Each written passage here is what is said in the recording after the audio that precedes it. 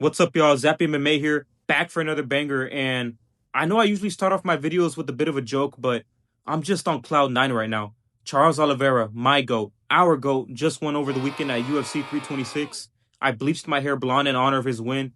The world now has color again. And it was also an amazing performance. I don't care what anybody says. But moving on. So, with the sport that is MMA, when you have two people who are going to be locked inside a cage for a fist fight for potentially 15 to 25 minutes, there's just bound to be problems leading up to and after the fight itself. Whether it's between the two fighters itself, the teammates and coaches, and in even rare cases, fighters in very different weight classes, there's just going to be crash outs every now and then. And for those of you who don't know, a crash out is basically someone with little to no impulse control. Someone who lets their emotions get the better of them, they let mean words get to their head, and they attempt to start fights outside the octagon or sometimes even assault civilians, usually in a public setting.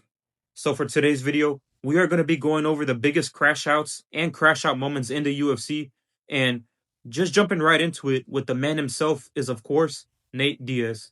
Nate Diaz is basically the poster boy for crash outs. I know I'm saying crash out a lot, just bear with me, all right? But surprisingly, his brother Nick Diaz isn't as much as one. But Nate, on the other hand, he's had far too many crash out moments to count. When Nate Diaz gets in his signature kangaroo stance, you just know shit's about to go down. And just the smallest of things can trigger him. Of course, there's his multiple McGregor build-up crash outs. And don't get me wrong, McGregor isn't Mr. Humble himself. He's somewhat of a crash out as well. But when someone mentions something like Nate Diaz's team or his family, you might have just as well hide your water bottles because they are about to start flying, all right? You don't want to get hit with one of Nate's water bottles. People forget, man. I'm just now remembering when Nate Diaz choked out that Logan Paul impersonator out cold in front of a large crowd in the street for quite literally no reason, as I remember. I think Nate really did think it was Logan Paul or something. Who knows? Or like when Nate slapped that fool Sin reporter for mentioning that viral clip when he's like, Hamzat, don't be a bitch, fight my boy.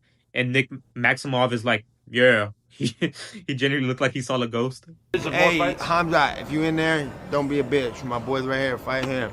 We're talking my name. And anybody in there. You know what? Not even the infamous Chanko is safe from Nate Diaz's water bottle of doom. People forget, man. Diaz stood on business and crashed out on Team Khabib by himself. He's a marauder, which we're actually going to be getting into a little bit later. The so-called humble Khabib and his team with their frequent crash outs. But moving on for now, and on to a current UFC fighter is, of course, Armen Tsarukyan. I don't know what Armen's problem has been, but he's really been crashing out lately. Of course, we all know about the great RAF incident that just went down like a few weeks ago when Armen literally threw ground and pound in a wrestling match and started like a huge brawl post-match. And don't get me wrong, Giorgio was talking reckless leading up to that match, saying things like he would punch Armen and even after the match, but still, man, he clearly didn't want the smoke.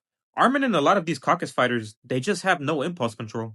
Or when he headbutted Dan Hooker at the face-off in his last fight for seemingly no reason. I mean, those type of crash outs like that before a fight are just so stupid in my opinion.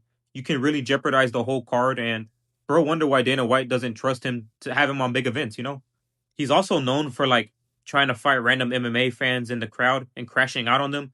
Could you imagine that happening at the White House card? Armen crashing out on some politician booing him, then immediately getting slimed out by Secret Service? I mean, look at this. Armen supposedly slimed out a disabled man in a wheelchair, at least according to my reports. I mean, that's just bottom of the barrel. I don't even think Nate Diaz would stoop that low. But you know what, though?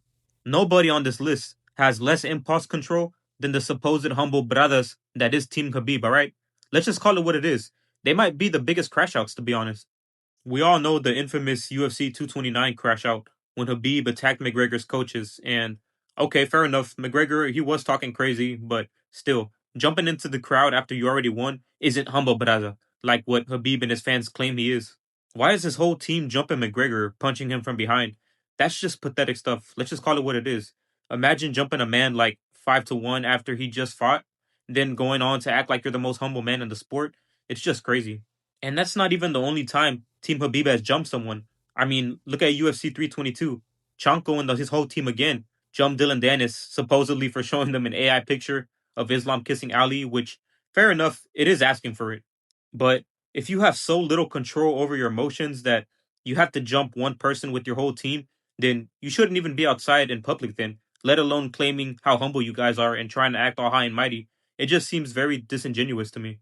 And that's going to do it for today, guys. Very short video, I know, but I am working on a longer video and I just wanted to drop one in the meantime. So stay tuned and until next time, guys.